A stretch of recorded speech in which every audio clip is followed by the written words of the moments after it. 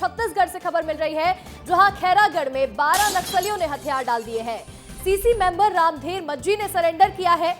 रामधेर के सरेंडर के साथ ही एमएमसी जोन महाराष्ट्र, मध्य प्रदेश और छत्तीसगढ़ जोन नक्सलवाद से लगभग मुक्त हो चुका है। बकरकट्टा थाने में हथियारों के साथ सरेंडर किया है।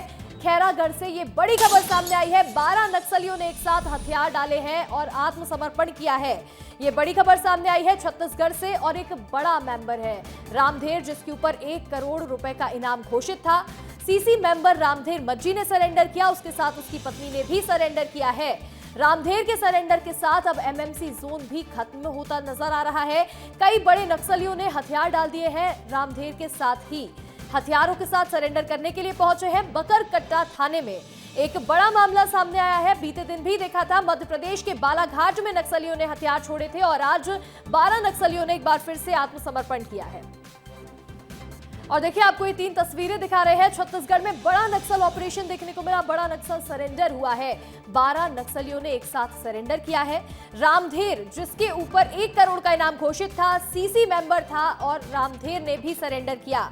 इसके साथ ही अपने हथियार भी समर्पित किए हैं। ये एक बड़ी खबर सामने आई है छत्तीसगढ़ से। खैरागढ़ से एक खबर है, जहां रामधेर ने अब सरेंडर कर दिया है। रामधेर भज्जी और उसके साथ ही करीब 11 और नक्सली ऐसे हैं जिन्होंने सरेंडर किया। 1 करोड़ का इनाम घोषित था रामधेर के ऊपर और कई बड़े नक्सल ऑपरेशन में सक्रिय था। केंद्रीय में नक्सलवाद को बढ़ाने में बहुत ही ज्यादा सक्रियता थी रामधेर की और अब हिडमा के मारे जाने के बाद रामधेर ने भी सरेंडर कर दिया है। यानी कि नक्सलवाद पूरी तरह से बैकफुट पर नजर आ रहा है और ये तीनों तस्वीरें बता रही है किस तरह से अब एमएमसी जोन से नक्सलवाद खत्म होता हुआ नजर आ रहा है। इसके साथ ही देखिए, रामधेर था कौन, आपको ये भी बता देते हैं। नक्सलियों के किलेदार रामधेर का सरेंडर देखने को मिला है। रामधेर समेत 11 नक्सलियों ने हथियार डाले हैं। बड़ी नक्सल वारदातों का मास्टरमाइंड है रामधेर। कई सारे बड़े ऑपरेशंस के पीछे रामधेर का हाथ रहा है। कई जवानों की शहादत के लिए ये जिम्मेदार था। मिलिट्री कंपनी नंबर 4 के कमांडर राजू सलाम का करीबी माना जाता था। तो वहीं दोनों ने मिलकर कई वारदातों को अंजाम दिया, कई सारी प्लानिंग की। बहुत सारी वारदातों के पीछे का मास्टरमाइंड इसको माना जाता है। तो वहीं सीसी मेंबर बनने के बाद रामधेर का कद बढ़ गया था। 3 लेयर की सुरक्षा के घेरे में रहता था रामधेर और इससे पहले 40 लाख का इनाम था। सीसी मेंबर बनने के बाद 1 करोड़ रुपए का इनाम घोषित किया गया रामधेर के ऊपर। हमारे सहयोगी जुड़ रहे हैं संजय ठाकुर। संजय, एमएमसी जोन से नक्सलवाद अब खत्म होता हुआ नजर आ रहा है, क्योंकि रामधेर 1 करोड़ का इनामी नक्सली जो सीसी मेंबर रहा है, उसने अब अपने हथियार डाल दिए हैं। अंशिका, देखिए, जितनी बड़ी खबर हिडमा का मारा जाना था, उतनी ही बड़ी खबर है रामधेर का सरेंडर करना, क्योंकि रामधेर वो ऐसा आदिवासी बस्तर का था जो नक्सल संगठन में सेंट्रल कमेटी तक पहुंचा था। हिडमा की बहुत ज़्यादा चर्चा होती थी, लेकिन हिडमा से पहले भी वो नक्सलियों के सेंट्रल कमेटी तक पहुंच चुका था। रामधेर के बारे में एक खास बात यह है कि वो नक्सलियों के स्टेट मिलिट्री कमीशन का प्रमुख था, यानी कि बस्तर और आसपास के इलाकों में जितने भी हमले होते थे, उसका अगर कोई मास्टरमाइंड के तौर पे तो वो रामधेर ही था। यहाँ नक्सलियों की पीएलजीए गुरिल्ला आर्मी को मजबूत करना, उन तक हथियार सप्लाई कराना, उनकी ज़रूरतों को पूरी करना, इन सब की जिम्मेदारी जो है वो रामधेर पर थी। इसी साल मई महीने में उसे नॉर्थ बस्तर यानी कि कांकेर के इलाके से निकालकर एमएमसी इलाके में भेजा गया था, क्योंकि एमएमसी इलाके में जो सबसे बड़ा नक्सली था मिलिंद तिलतुमड़े, साल 2021 में उसका एनकाउंटर हो जाता है। उसके बाद से उस इलाके में कोई भी बहुत बड़ा नक्सली सक्रिय नहीं था। ऐसे में रामधेर को एक बार फिर से एमएमसी इलाके को नक्सल संगठन के लिए मजबूत करने की जिम्मेदारी दी जाती है। उस इलाके में जाकर वो सुरेंद्र मंगू और जो विकास नागपुरे हैं, इनसे संपर्क कर अपनी टीम को मजबूती कर रहा था। लेकिन तभी विकास नागपुरे, जिसे अनंत के नाम से भी जानते हैं और जो नक्सल प्रवक्ता है, उसने हमसे संपर्क किया। उसने कहा कि हम मुख्यधारा में लौटना चाहते हैं और अनंत जैसे ही हमारे साथ लौटा, उसके बाद जो है नक्सल संगठन उस इलाके में बिखरने लगा। कल ही हमने देखा कि सुरेन ने, जो कि कान्हा भोरमदेव इलाके का सबसे महत्वपूर्ण नक्सली था, उसने अपने 10 साथियों के साथ बालाघाट में सरेंडर किया, क्योंकि लगातार तीनों राज्यों की फोर्सेस द्वारा बड़े ऑपरेशन चलाए जा रहे थे। लगातार नक्सलियों पे दबाव बनाया जा रहा था। नक्सलियों को अपनी लोकेशन लगातार चेंज करनी पड़ रही थी। यही वजह है कि अनंत और सुरेन के सरेंडर के बाद ये बात बहुत साफ हो गई थी कि रामधेर भी बहुत जल्द सरेंडर कर सकता है। और देखिए, वो हुआ। आज रामधेर ने अपने 12 साथियों के साथ मुख्यधारा में लौटने का फैसला किया है। खैरागढ़ पुलिस के पास रामधेर पहुंचता है और आज उसने अपने हथियार बकरकट्टा थाने में सौंप दिए हैं। रामधेर अपने साथ AK-47 जैसी बंदूक लेके चलता था। इसकी जो टीम है, इसके पास बड़े ऑटोमेटिक राइफल्स थे। यही वजह है कि रामधेर की टीम को काफ़ी खतरनाक माना जाता था और फोर्स लगातार रामधेर का पीछा कर रही थी। रामधेर क्योंकि बीजापुर के मजीमेंट्री गांव का रहने वाला है, ऐसे में वो बस्तर का आदिवासी है और उसका बस्तर में काफ़ी इन्फ्लुएंस है। ऐसे में आज यदि रामधेर ने सरेंडर किया है तो नक्सलियों के नस्ल पार्क का इलाका जो है, जहां पापर और अभी भी कुछ बड़े नक्सली सक्रिय हैं, दिलीप वेडेजा जैसे, इन नक्सलियों का भी मनोबल टूटेगा, क्योंकि इस इलाके में रामधेर हिड़मा के साथ का, मैं बोल रहा हूँ हिड़मा के बाद नहीं, हिड़मा के साथ सबसे बड़े नक्सलियों में से एक था। ऐसे में रामधेर यदि मुख्यधारा में लौटा है हंसिका, तो एक बात तो साफ है कि आने वाले दिनों में बहुत बड़े सरेंडर्स हम देख सकते हैं दक्षिण बस्तर में। फिलहाल MMC जोन की बात करूं तो MMC जोन लगभग नक्सल मुक्त हो चुका है। वहां अब मात्र एक नाम बचा है, छोटा दीपक का।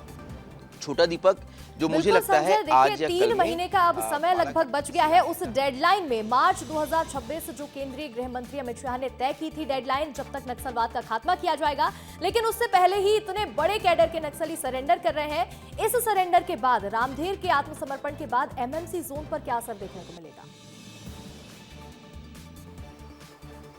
देखिए, MMC जोन सरकार के लिए और फोर्सेस के लिए सिरदर्द इसलिए था क्योंकि इसे नक्सलियों ने 3 राज्यों की सीमाओं को मिलाकर बनाया था। ऐसे में नक्सली एक राज्य में घटना को अंजाम देते थे और दूसरे राज्य में आकर छुप जाते थे। यही वजह है कि बीते दिनों जॉइंट ऑपरेशन एक चलाया गया, जिसमें हमारे इंस्पेक्टर आशीष शर्मा शहीद हो गए। आशीष शर्मा की शहादत का असर ये रहा कि देखिए, फोर्स उसके बाद लगातार बड़े ऑपरेशन नक्सलियों के खिलाफ चलाती रही। पहले अनंत ने हमसे संपर्क किया और हमारे माध्यम से मुख्यधारा में लौटने का फैसला किया।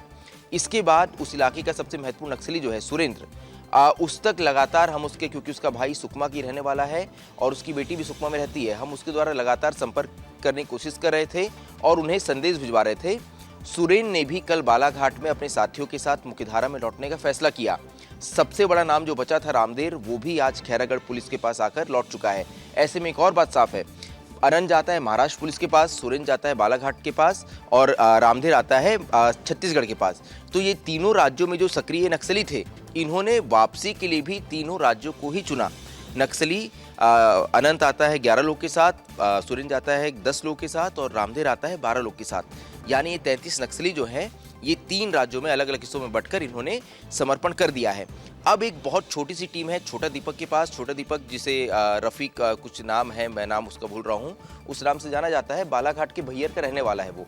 तो मुझे लगता है कि आने वाले एक कल या परसों में आप तक ये खबर आ जाएगी कि वो भी अपने साथियों के साथ समर्पण कर चुका है। तो फिलहाल MMC जोन जो है वो लगभग नक्सल मुक्त होने की कगार पर है। फोर्स के लिए ये बहुत बड़ी सफलता इसलिए है क्योंकि MMC जोन को नक्सलियों ने दंडकारण्य के बाद दूसरा अपना आधार स्थल बनाने की कोशिश की थी। इस इलाके में नक्सलियों ने कई बड़ी घटनाओं को अंजाम दिया। इस इलाके में नक्सली बहुत ताकतवर भी हुए क्योंकि ये 3 राज्यों की सीमाओं पर से इलाका था। ऐसे में नक्सलियों की छुपने के लिए ये बहुत ही मुफीद जगह थी क्योंकि यहाँ पर कान्हा और भूरमदेव जैसे नेशनल पार्क भी मौजूद है। बालाघाट में बहुत घने जंगल हैं। ऐसे में नक्सलियों के लिए इलाका जो है वो काफ़ी बेहतर था, लेकिन फोर्स का दबाव ऐसा रहा कि लगातार नक्सली सरेंडर करते गए। इसके अलावा जब रूपेश और सोनू जैसे नक्सलियों ने ये अपील की थी कि अब ये संघर्ष बंद होना चाहिए और हमें अपने हथियार नीचे रख देने चाहिए, उसका असर ही हुआ कि ये नक्सलियों ने भी जैसे जो नक्सली हैं, उन्होंने जब अपील की हिडमा का मारे जाना और अब रामधेर का आत्मसमर्पण करना, क्या इस सब घटनाओं के बाद ये माना जा सकता है कि नक्सलवाद का काउंटडाउन अब से शुरू हो चुका है? बिल्कुल, देखिए, नक्सलवाद का काउंटडाउन तो मुझे लगता है कि उस समय ही शुरू हो गया था जब अमित शाह ने एक बात कही थी कि 31 मार्च 2026 तक नक्सल संगठन का खात्मा कर देंगे। क्योंकि उसके बाद देखिए लगातार जो घटनाक्रम हुए, बड़े नक्सल लीडर्स मारे गए। ऐसे नक्सल लीडर्स जिन तक पहुंचना नामुमकिन था वो मारे गए। नक्सलियों का सबसे बड़ा नेता बसवराजू मारा गया। नक्सलियों का सबसे खतरनाक कमांडर हिड़मा मारा गया। ऐसे में नक्सल संगठन के पास बहुत ज़्यादा रास्ते नहीं बचे थे। सबसे बड़ा आघात उन्हें तब लगा जब सोनू और रुपेश अपने 270 साथियों के साथ मुख्यधारा में जुड़ जाते हैं। ऐसे में ये संदेश बहुत ज़्यादा स्प्रेड हुआ कि अब देखिए, जब हमारे सबसे बड़े नेता जिन्होंने 50 साल नक्सल संगठन को दिया है, वेणुगोपाल राव अगर मुख्यधारा में जुड़ रहे हैं, यानी कि अब इस संघर्ष में हथियारों की जरूरत नहीं होनी चाहिए। यही वजह है कि बड़ी संख्या में इसके बाद नक्सलियों के मुख्यधारा में लौटने का सिलसिला शुरू हो गया। अनंत ने भी यही बात कही जब उसने हमसे संपर्क किया, जब हमारे साथ वो जंगलों से बाहर निकला तो उसने यही बात कही कि सोनू दादा और रुपेश दादा ने क्योंकि मुख्यधारा में लौटने का फैसला किया है, यही वजह है कि हम भी अपने हथियार नीचे रखकर मुख्यधारा में लौट रहे हैं। और उसी वक्त उसने सुरेंद्र और रामदेर से अपील की थी कि आप भी मुख्यधारा में लौट आइए, क्योंकि अनंत एमएमसी जोन का प्रवक्ता है। ऐसे में सीधे तौर पर उसने नक्सलियों से संपर्क किया था, उसका असर भी हुआ। और देखिए 10 दिनों के अंदर ही सुरेंद्र और रामधीर दोनों मुख्यधारा में जुड़ गए हैं। आपको याद होगा कि अनंत ने 1 जनवरी तक का समय मांगा था, तो 1 जनवरी से बहुत पहले ही नक्सल संगठन में एमएमसी जोन जो है वो अब इनके मैप से लगभग हटता हुआ नजर आ रहा है। अंशिका। बिल्कुल संजय, देखिए तो क्या ये एक मैसेज माना जा सकता है, एक संकेत कि अब महाराष्ट्र, मध्य प्रदेश और छत्तीसगढ़ से नक्सलवाद जो है पूरी तरह संगठन अंदर से टूट चुका है?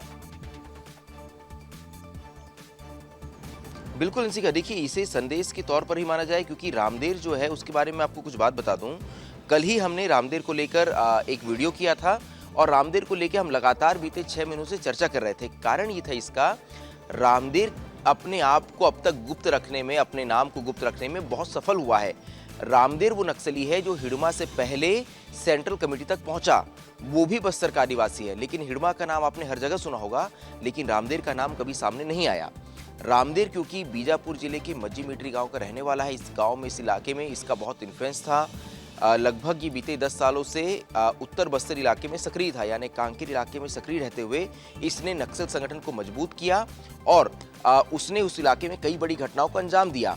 रामदेर का कद इतना बड़ा था कि इसे स्टेट मिलिट्री कमीशन का प्रमुख बनाया गया था, यानी कि नक्सलियों की जो स्टेट मिलिट्री होती है, यानी कि नक्सलियों की वो टीम जो सीधे तौर पर युद्ध में या संघर्ष में हिस्सा लेती है, उसका ये प्रमुख था। हिडमा जो है वो स्टेट मिलिट्री कमीशन का सदस्य था। अब आप समझिए कि इंचार्ज कौन है, रामदेर, और सदस्य कौन है, हिडमा। यानी हिडमा से भी ज्यादा महत्वपूर्ण ये नक्सली था, लेकिन इसके बावजूद ये अपने आप को, अपने नाम को गुप्त रखने में अब तक सफल हुआ था। यही वजह है कि ये फोर्स के लिए बहुत बड़ा सरदर्द था। और जैसे ही बात आती है कि ये मई महीने में निकलकर एमएमसी इलाके में चले गया है, वैसे ही फोर्स अलर्ट हो जाती है। फोर्स को ये पता था कि मिलिंद तिलतुमड़े के बाद यदि कोई व्यक्ति इस इलाके में नक्सल संगठन को खड़ा कर सकता है तो वो रामदेर होगा। यही वजह है कि तीनों राज्यों की फोर्सेस ने एक साथ लगातार उस इलाके में कई बड़े ऑपरेशन चलाए, लगातार इसके साथ अपील भी की कि नक्सली जो है वो मुख्यधारा में लौट आए। भी देखी थी और लौटेंगे आपके पास। इस वक्त एक और बड़ी खबर मिल रही है, एमपी डीजीपी कैलाश मकवाना ने एक बड़ा बयान दे दिया है। एमएमसी जोन लगभग नक्सल मुक्त हुआ है, ये एक बड़ा बयान अब सामने आ चुका है। एमपी डीजीपी कैलाश मकवाना ने ये कहा है, बालाघाट में नक्सली मुठभेड़ हुई थी और बचे हुए नक्सली छत्तीसगढ़ भाग गए थे और आज उन्होंने खैरागढ़ में सरेंडर किया है। बीते दिनों बालाघाट में लगातार मुठभेड़ देखने को मिल रही थी, जो नक्सली हैं वो पुलिस के ऊपर फायरिंग कर रहे थे और इसके साथ ही जब पुलिस की तरफ से, जवानों की तरफ से जवाबी कार्रवाई की गई, उस दौरान नक्सली अपना सामान छोड़कर और वहां से भाग गए थे। और इसके बाद अब आज ये वही नक्सली हैं जिन्होंने खैरागढ़ पहुंच करके सरेंडर किया है।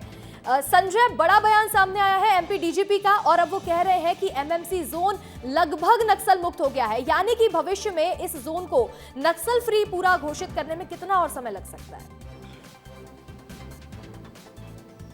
देखिए, अब तो खुद एमपी के डीजीपी ने कह दिया है कि एमएमसी जो है नक्सल मुक्त घोषित हो गया। हम इसी बात को कह रहे थे कि अब एकमात्र नक्सली बचा है उस इलाके में, छोटा दीपक, उसके साथ लगभग 4 से 5 उसके साथी हैं। और मैं भी कह रहा हूं अंशिका कि आज या कल तक उसकी खबर आ जाएगी कि उसने भी मुख्यधारा में लौटने का फैसला कर लिया है। तो फिलहाल अब इस इलाके में कोई भी ऐसा बड़ा नक्सली नहीं बचा है जो इस इलाके में नक्सल संगठन को खड़ा कर पाए।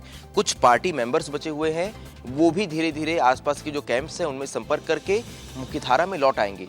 तो फिलहाल क्योंकि ये इलाका जो है, एमएमसी जोन जो है, वो 3 राज्यों से मिलकर बनता है, महाराष्ट्र, छत्तीसगढ़ और मध्य प्रदेश। ऐसे में एमपी के डीजीपी का बयान आ चुका है, हो सकता है कि कुछ ही देर में छत्तीसगढ़ के गृह मंत्री का भी बयान आ जाए और महाराष्ट्र की ओर से भी एक बयान जारी हो जाए कि एमएमसी जोन जो है वो लगभग अब नक्सल मुक्त हो गया है। क्योंकि एमएमसी जोन को नक्सलियों ने 2 डिवीजन में बांटा था। पहला था जीआरबी यानी कि गोंदिया, नांदगांव, बालाघाट इलाका। दूसरा था केबी यानी कान्हा भोरमदेव का इलाका। कान्हा भोरमदेव इलाके के सबसे बड़े नक्सली सुरेन ने कल सरेंडर किया। जीआरबी इलाके के सबसे बड़े नक्सली अनंत ने हमारे साथ 28 नवंबर को सरेंडर किया।